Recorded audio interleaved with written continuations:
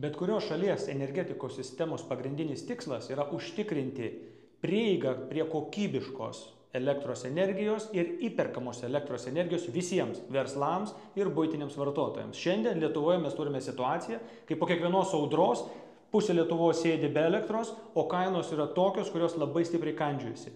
Todėl socialdemokratai šiai sričiai skirs ypatingą dėmesį. Pirmiausia, atsinaujinančios energetikos plėtra, antra, visuomeninis elektros energijos tiekimas už prognozuojamą ir prieinamą kainą. Visi šiandien, kurie yra nepatenkinti sąlygomis rinkoje ir yra įstatymų priversti rinktis nepriklausomą energijos tiekėją, turės galimybę grįžti į taip vadinamą visuomeninį valstybės energetikos reguliuotojo prižiūrimą tarifą, kuriame yra sąnaudos tvarkingos, tačiau nėra grobuoniškų pelnų, kuriuos kartais susideda kai kurios nepriklausomos elektros tiekimo kompanijos. Turime žmonės ir verslą išvaduoti iš nežmoniškų elektros energijos kainų.